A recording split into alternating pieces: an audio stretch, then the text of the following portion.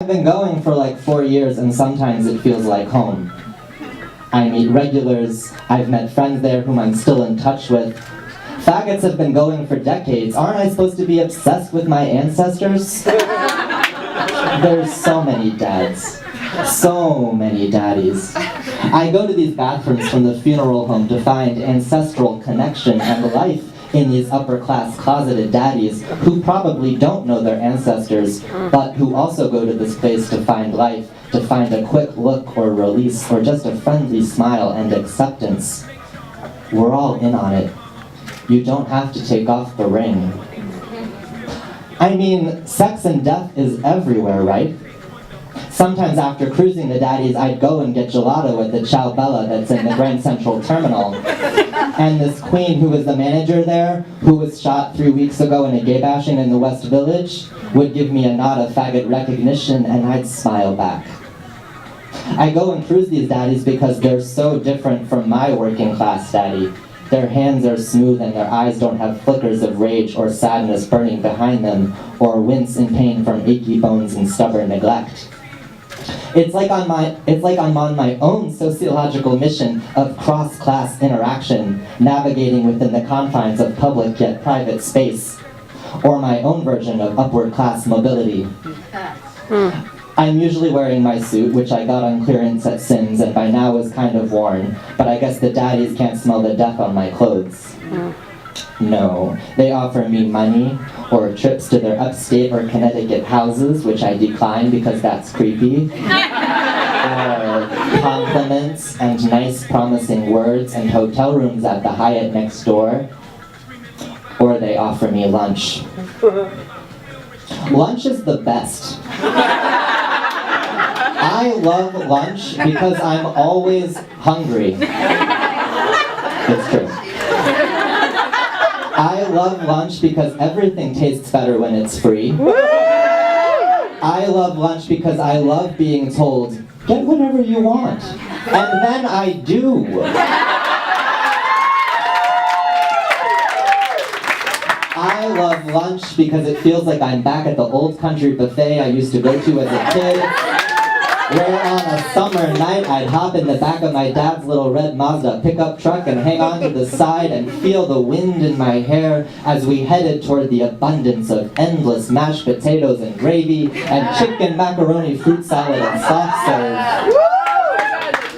Except now, it's lamb burgers, walnut-crusted salmon, shrimp scampi, filet mignon. Yes, I'd love a latte.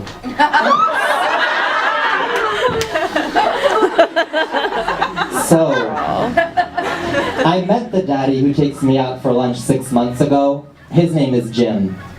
He's Canadian, but works for the UN now. We met in the bathrooms at Grand Central, obviously. His eyes were full of hunger. I just wanted a burger. Like I said, he works for the UN, responsible for deploying UN troops to areas of the world in conflict. So many wars in the world, he'd say. I'd agree as I ate my scampi and asked him what he was going to do about it. There has to be a solution. He said it was complicated. He'd ask questions about my life, about what I did for work, what my interests are. I gave an abridged version, covering up certain details when I wasn't quite sure how much of my weirdo queer freak life to divulge. A boy has to maintain some kind of mystery. I'm an artist, I say. I play in a marching band. He talked to me about his kids, who are my age, and I asked him if your wife knows, which she doesn't. And he told me how he thinks about how his life could have been different if he'd just been honest, but there were so many expectations and he didn't know how to live the life he wanted. And I said, wow, that's intense. I kept listening. Having just passed 10 years of living my life as a fag, I can't imagine what 30 years of hiding would feel like. Patriarchy. And then I think about that I'm extra glad he's treating me to lunch, because this turned into a therapy session, and while I'm not a capitalist, While I'm not a capitalist, I do believe in a bartering system for service, but I don't tell him that because I'm sure we have vastly different opinions on economy, and I just didn't want to get into it. I mean, I didn't want to ruin my lunch.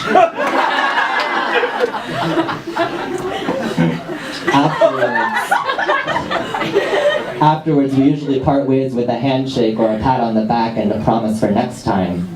Or sometimes we'll end up making out in the bathroom of the second floor in the Roosevelt Hotel on 45th Street, or the third floor of the Hyatt. He'd press against me and praise my body.